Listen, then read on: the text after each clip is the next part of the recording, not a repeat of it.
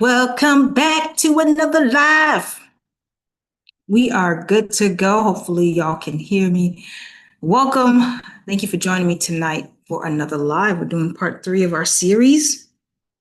Excited about tonight because there was a lot of synchronicity happening a bit this week, which kind of confirmed that this topic was important to discuss.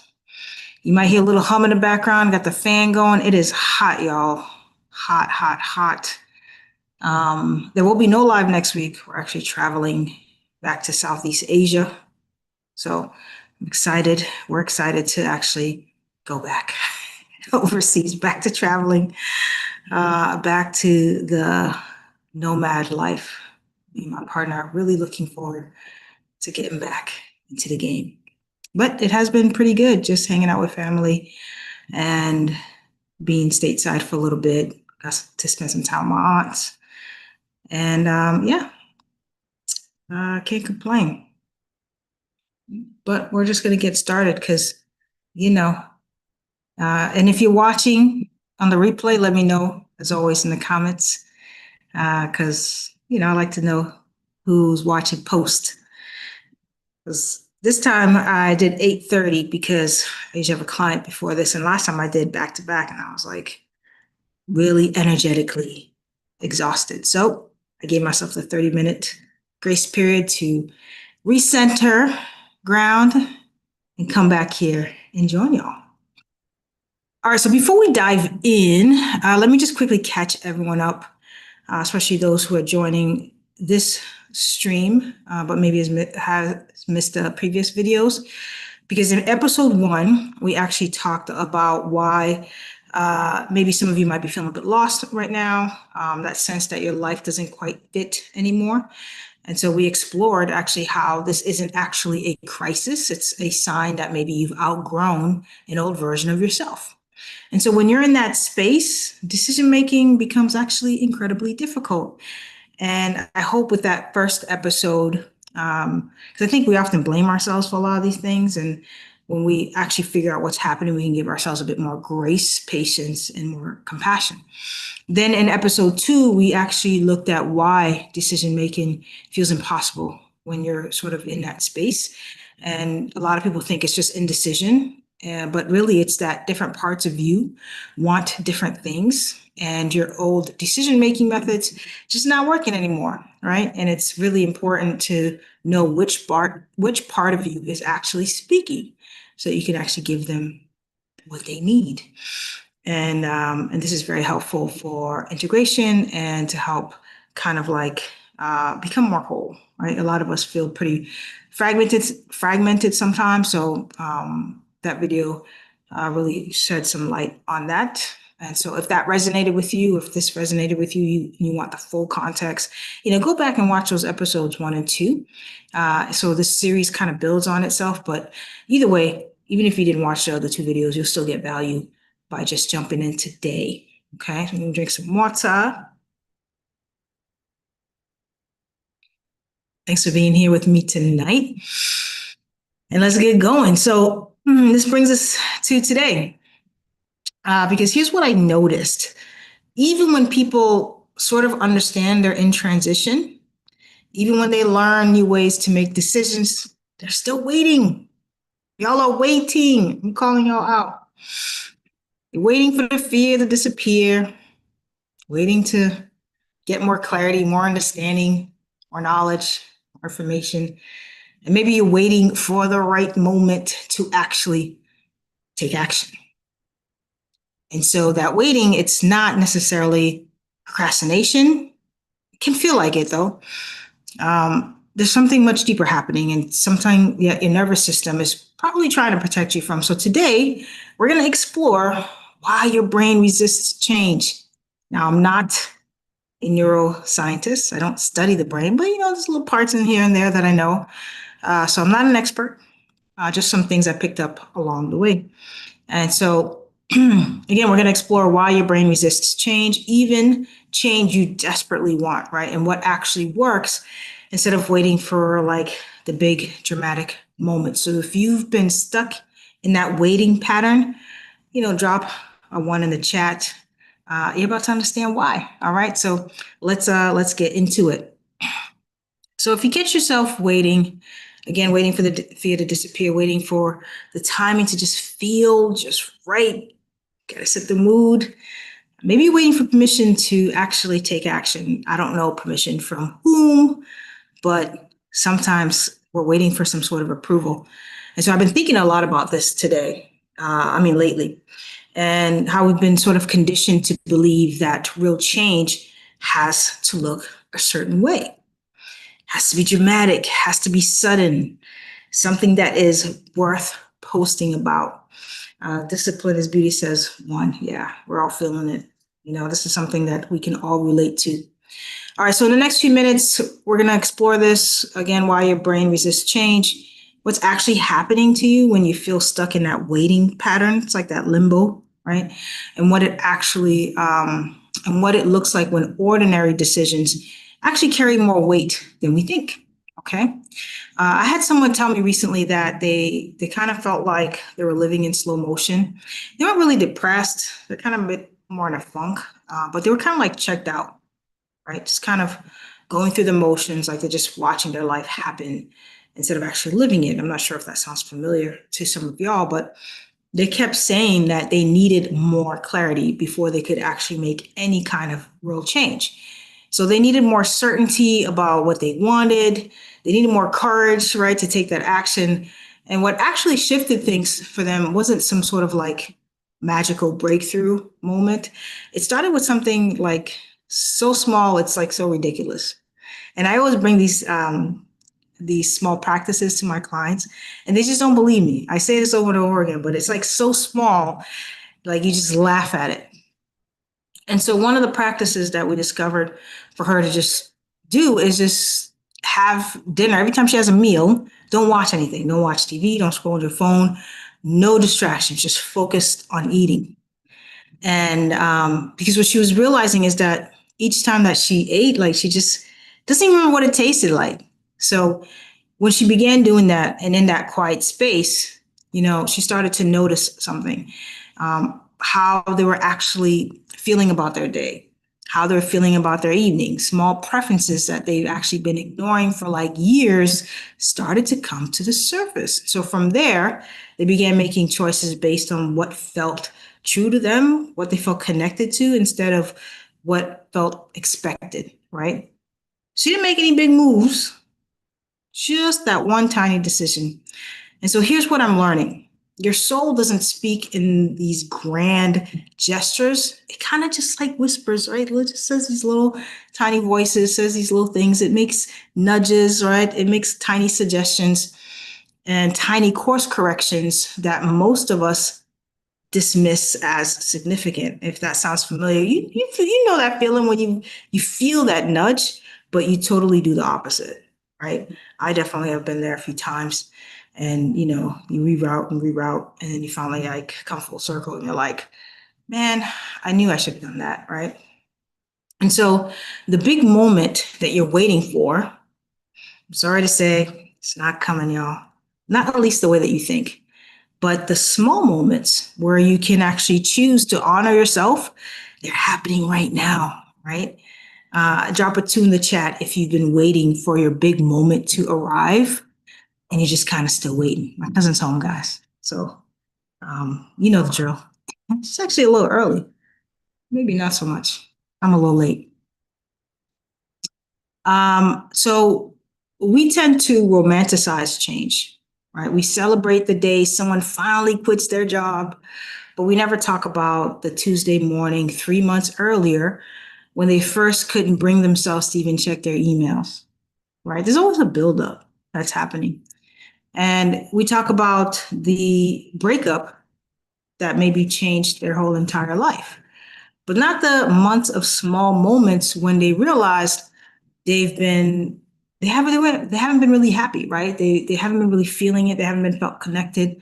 And so we've been conditioned to believe that transformation looks really cinematic. Right? Blame it on TV, right? Blame it on the movies. The resignation letter that gets put on the desk, right?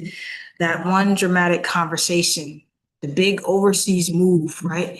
And so you position yourself like someone waiting for the right scene in your own movie. You want to be that person, right? That person that makes that big, big move. But here's what nobody actually talks about. Your brain isn't actually designed to welcome sudden dramatic changes. And so your limbic system, that ancient part of your brain responsible for survival, treats big shifts like incoming threats. So you're actually working against your own neurology. So you're not lacking courage when you hesitate, right? If you have a tendency to overthink, like that's me, overthinker, there's actually nothing wrong with that. You're just working with a brain that thinks more information actually gives you more safety, right? You learn that along the way, and it just became sort of like your default state. And so you're literally overriding millions of years of evolutionary programming that's designed to keep you alive by keeping you predictable. All right, so think about it. For most of human history, sudden change meant danger, right? Caveman days, saber-toothed tiger, the unfamiliar could literally kill you. So your brain developed sophisticated systems to resist anything that feels too different, too fast, too much, too soon, all of those things. And so when you imagine making that like big life change, your stress response activates, gets it going. The cortisol levels start to flood your system. And that prefrontal cortex, the part of your brain that's responsible for learning and decision making, actually goes offline, right? So, and the wild part about people who are perfectionists, if you're a perfectionist and you have a perfectionist brain, sometimes you kind of, swaddle between, overthinking, perfectionism. That's me. I have this mini course I'm putting together and I haven't launched it. I'm actually going to redo it because I'm just like, I don't like it.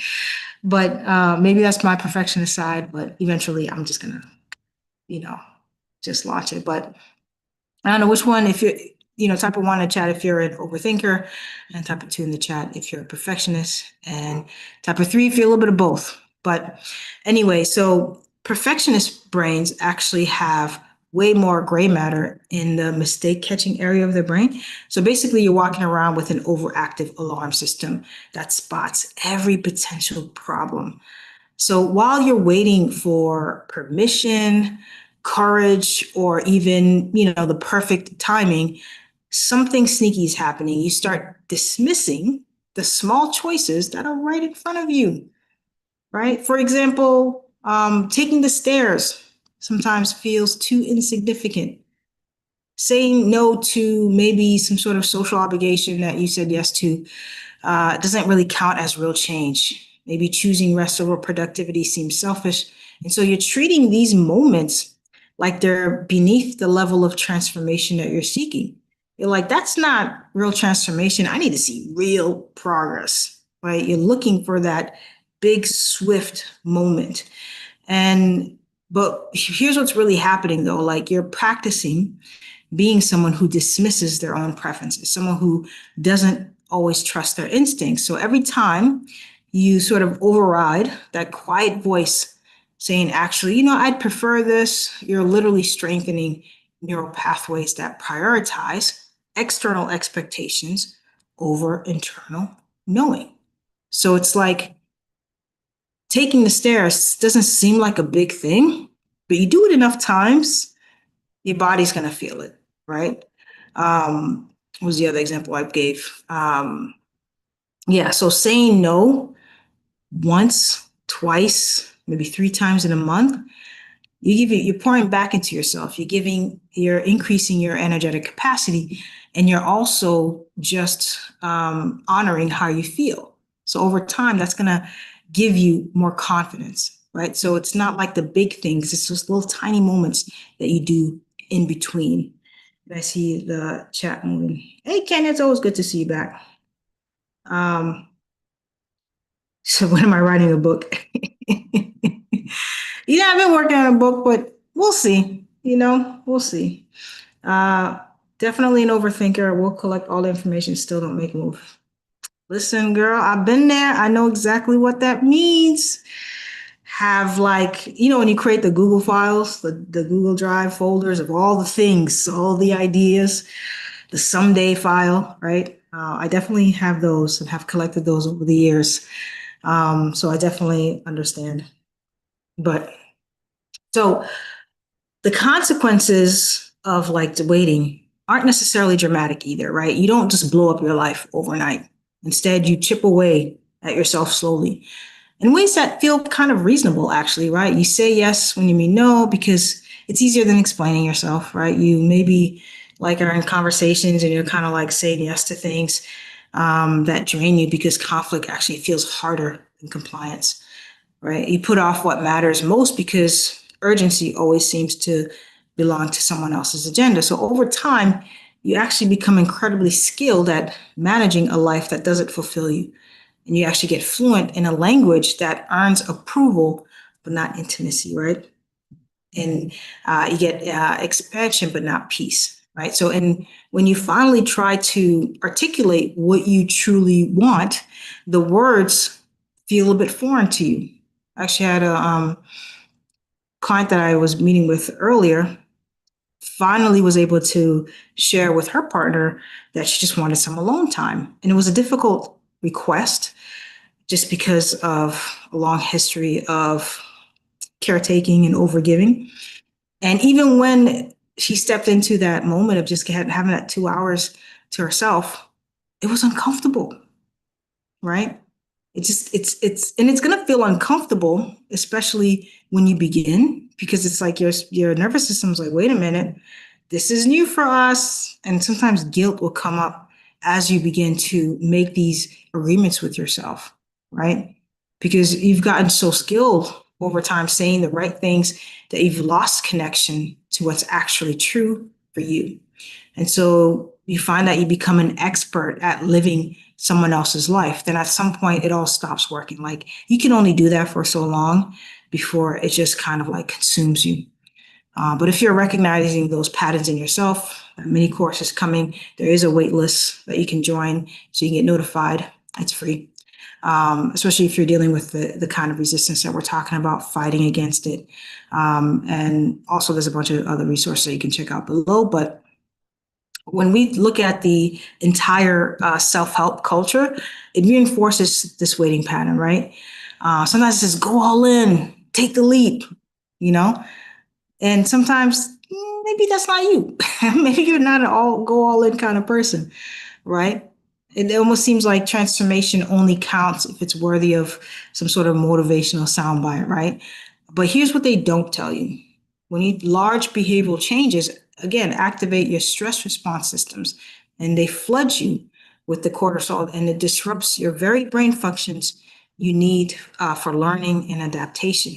It's like trying to learn a new language when someone's like screaming at your face, right? Like you just can't learn, right? You can't connect. And your brain literally can't process new information effectively when it's in survival mode. And so a lot of us are operating from that survival mode, and maybe I'll do a video about that. So it's really hard if you're in survival mode to take action and do all these things. And so you kind of have to meet yourself where you actually are. So all that advice about making dramatic changes in your life, it's literally, again, working against your neurology. It's literally setting you up to struggle more, right?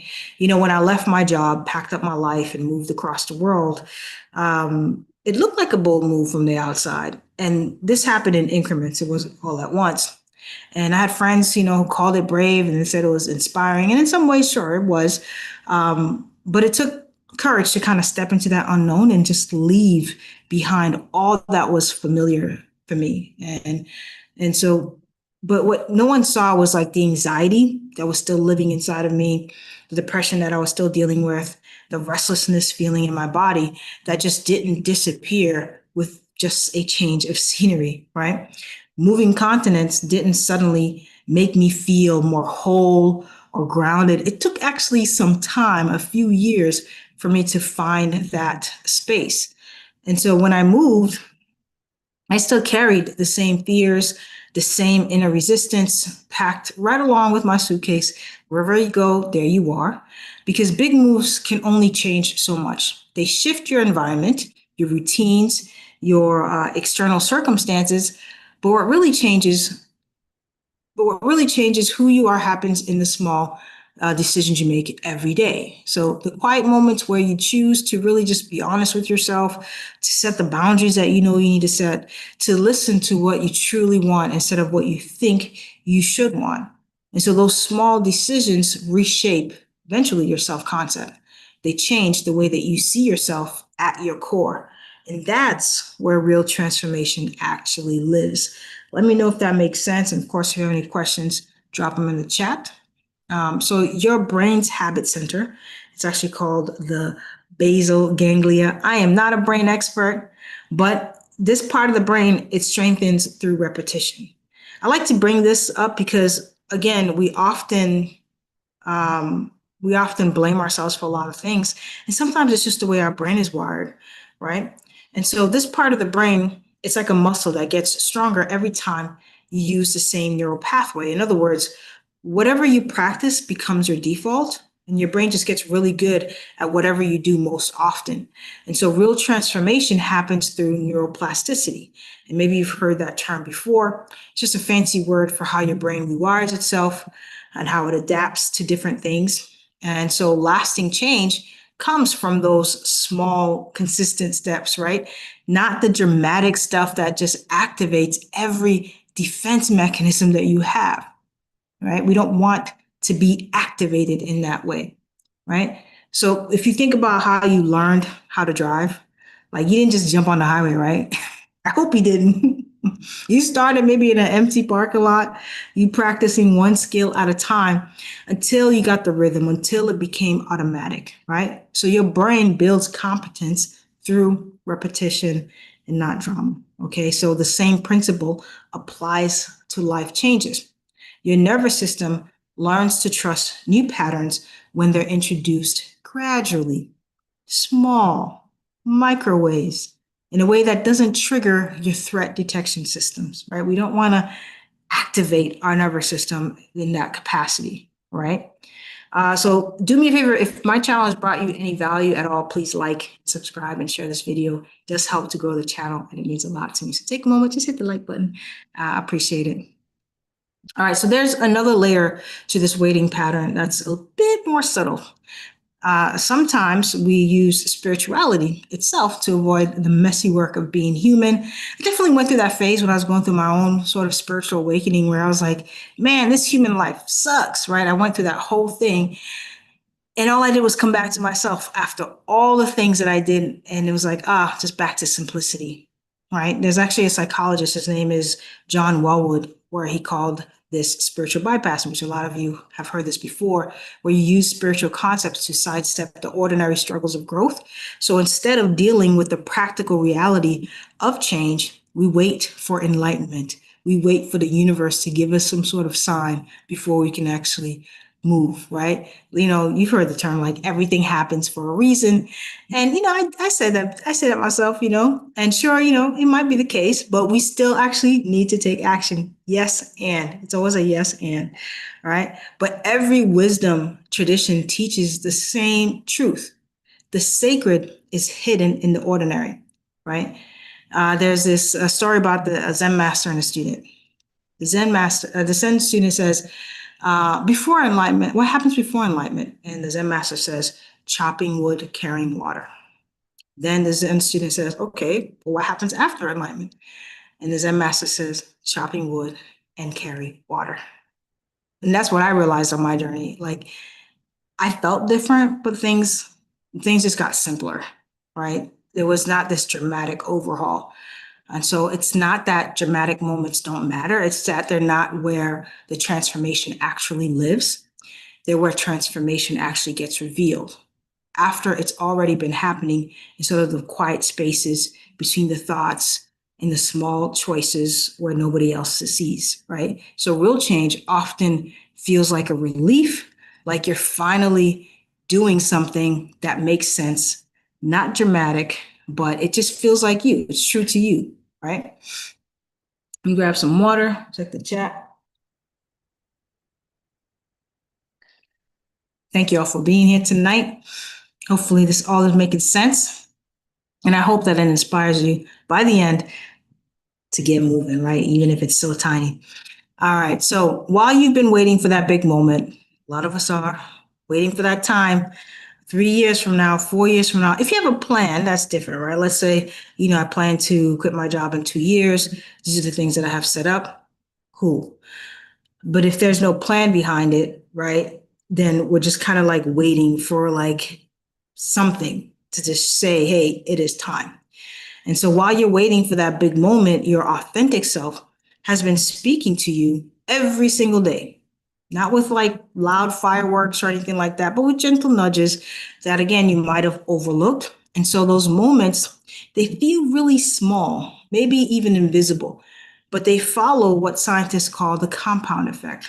There's a book I read a long time ago called The Compound Effect. I forget who it was about, but that's when I started to look at my life through compound interest, not just from like a financial standpoint, but just from like the daily things that you do, the daily deposits that you do that over time, even if it's so small that if you think about it, like if I drop a single drop of water in a cup over time, that cup is going to fill, right? And so when we think of our lives in the compound effect, it actually shifts how we approach things, right? Um, let's see. Sade said, this feels like it was meant for me. Well, I'm glad that you're here. Keep doing your best. Keep doing your best, right? Here's another story that I actually came across recently. It's about the bamboo farmer. This is something I didn't even know about, but bamboo farmers, they actually water the ground for like 4 years. They're just watering an empty ground. Nothing visible happens, nothing grows, right? Then in year five, 90 feet of growth in 6 weeks. So the miracle wasn't those 6 weeks, right? The miracle was the invisible root system spreading in the dark, right? A network of connection and strength that made the visible growth possible. And so that's what's been happening while you've been waiting. You've been building infrastructure that you can't fully see.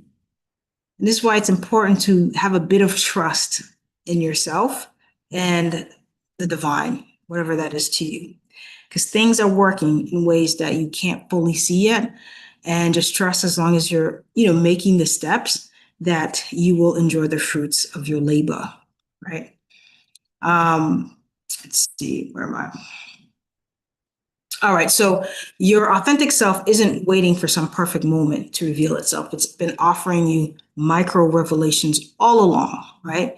Maybe it's the way that your body relaxes when you imagine, wow, just saying no to that thing that you want to say no to, or how your energy shifts when you consider a different possibility, right? Maybe it's, preferring a window seat on the train because you just like watching the world go by. So simple things. Or maybe choosing tea over coffee because it just feels nicer to you. Or taking a long way home because it's scenic and the beauty matters to you more than efficiency, right? So these aren't trivial preferences, they're intelligence. They're your own internal navigation system trying to guide you toward what serves you, your deepest knowing. And when you honor those small, tiny impulses, you're sending a message to your nervous system that says, hey, I'm listening now. Like, you can speak up. I want to hear what you have to say. And gradually, the quiet voice gets stronger. I actually was talking to my intuitive guide yesterday. And one of the things that came out of that conversation, like even all the questions I had, came back full circle to one thing. How do you appreciate those small moments and savor them? Because the more that you do that, the more present that you are. And the more present that you are, the more clarity that you get. And the easier, even with difficult decisions, that clarity gives you direction and it allows you to be able to make decisions that feel more in tune because you can actually feel what your body is saying. So it always goes back to that simplicity. So instead of waiting for maybe the life-changing decision, you start practicing what I call truthful choosing. In each small moment, ask yourself, what would feel most honest for me right now? Like, what would be the most authentic thing to do? Not the most practical, not the most responsible, okay? Not what others would do, but what feels true to you. And then create what psychologists call an implementation intention. Instead of relying on willpower in the moment, you make the choice when you're clear and motivated. So, for example, if I feel the urge to say no plans, then I'll just honor that impulse. There is like when you're facing a decision, there is that small window where your body says yes or no, right? It says yes or no. And we have those impulses. And so it's allowing that intuitive impulse to just sort of guide us, right? Or maybe if you notice that you're scrolling to avoid something, then just pause and ask, okay, what am I actually avoiding? Like these regular check-ins with yourself give you feedback, and it allows you to get more present, right? And with that information, you're able to, make the moves that resonate with you the most. And so this works because you're not fighting your brain's tendency toward automation. Like we're habit creatures, right? So you ever think about like when you're driving and it's a route that you normally take and you're like, oh my God, how did I get here? I don't even remember driving. That's happened to me before. Like you don't even remember that you drove all that way because your brain was in such automation that it didn't even connect to being present on that ride. You just arrived at your destination like, oh my God, what the hell? How did I even end up there? And so when you do those tiny disruptions, it allows you to break the automation, right? You're programming it with intentions that serve your growth instead of your fear. So each time you follow through, with those tiny little micro revelations or those tiny micro decisions, your brain releases that dopamine, not just because you accomplished something, but because you kept a promise to yourself. That's how you build self-trust. You're literally rewiring your neurology to support authentic choices instead of the safe ones, right? So let me know in the chat, what's one small choice that you could practice being more truthful about? Share it in the chat if you feel called to. It could be anything simple. It could just be as simple as, I'm just going to drink some water in the morning and just hydrate myself versus having coffee. I might have coffee after, but I'm just going to start with that drink of water. Make it so small that you just, it's so, I say, make it so small it feels stupid. Like, it's like, this can't possibly work. Okay. And which leads me to the next conversation, how small changes don't always feel important. So some of you might be thinking like, sounds nice, but again, I need real change. Okay. I'm fed up. I'm ready. I've been waiting for this big moment because small changes feel like maybe I'm avoiding the real work. Like, but we've been conditioned to believe like work hard, right? That's the only way that you're going to see results, by working harder. And that's not necessarily the case, right? And so here's what's actually happening when you think that. We're addicted to transformation stories. Every time that you imagine your dramatic breakthrough, like quitting a job, maybe starting a business, or having that difficult conversation, your brain gets a hit of dopamine. It's like eating dessert before dinner. And so the fantasy feels satisfying. Like you imagine, like, this is what I'm going to say to them, and that feels good. And so it feels really satisfying, even though it's keeping you stuck. But here's the deeper truth. Sometimes that big moment that you think you need is actually a collection of small moments that you've been overlooking. So it's like, especially if you think about having that hard conversation, were there opportunities where you could have had it sooner, right? There are ways that we avoid some of these things. And so when you stop waiting and start acting on those small truths, everything begins to shift. And not because the small actions themselves aren't dramatic, but because they restore your relationship with your own inner knowing. Again, they rebuild trust with a part of you that actually knows what you need. Some of y'all know, you already know. You don't even need me to tell you. You don't need nobody else to tell you. You already know. And your own inner knowing is the most powerful truth that's there. Kenya says, I stopped volunteering for projects at work and opting out of things that are extraneous, don't align with who I am today. Boom.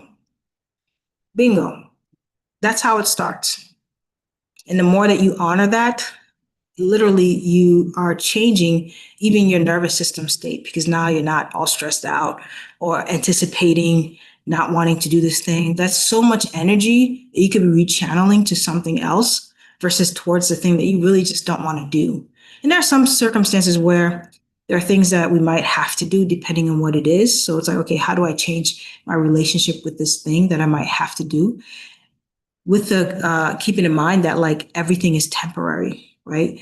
We sometimes get really attached to certain situations without realizing that a lot of this stuff is temporary. It's not going to last for long, especially if you're committed to seeing something different. You're committed to seeing real change. Discipline is beauty says, yes, I would like to appreciate those small moments that I have taken in to get where I am now. It seems like we always look past those moments because they don't look like how we want them to look. Yeah, that's exactly it. And that's exactly what this live is about.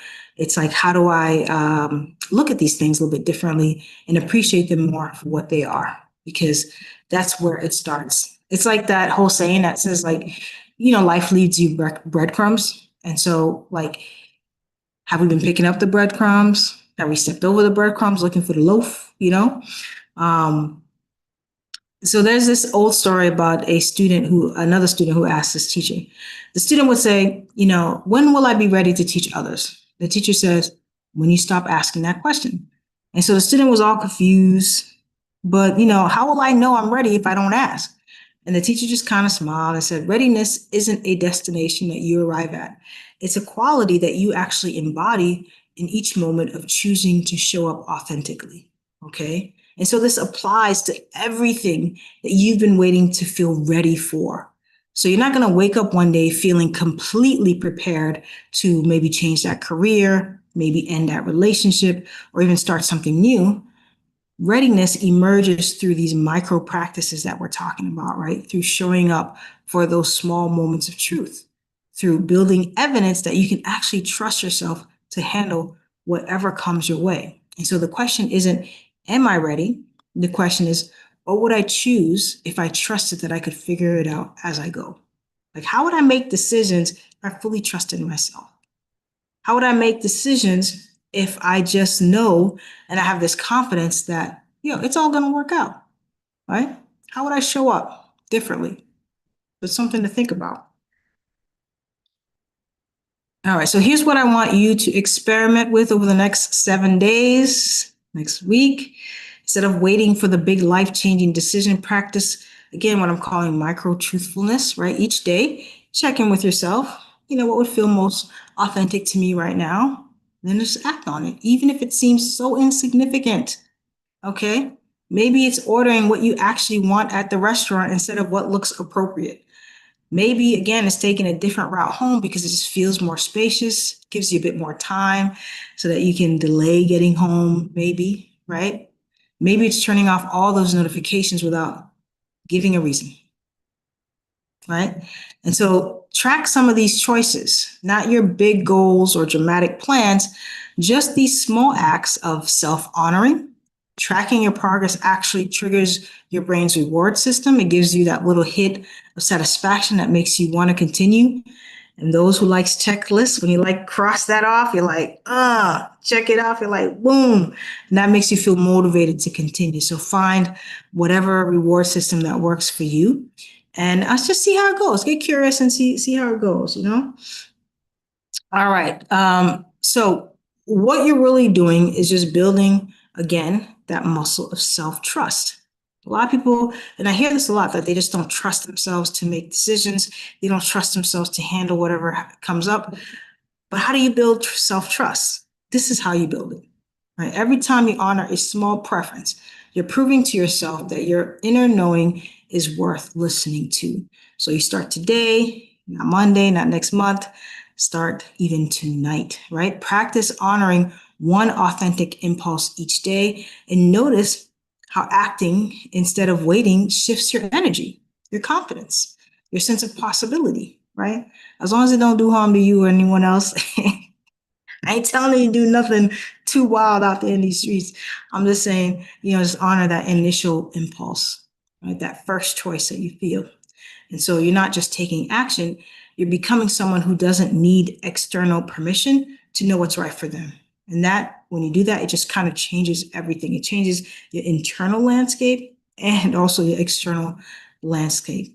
And, type today or starting today if you're actually going to try this practice this week.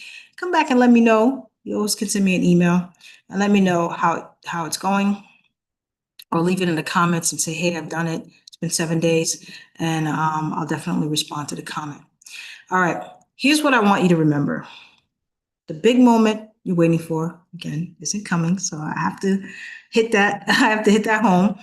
Again, not the way that you think, but the small moments where you choose to honor yourself, those are happening right now. Okay, so you don't need more courage. You don't need no more money, although it's nice. I know, it makes things comfortable. You don't need any more clarity. That's right, Kenya. Kenya said today.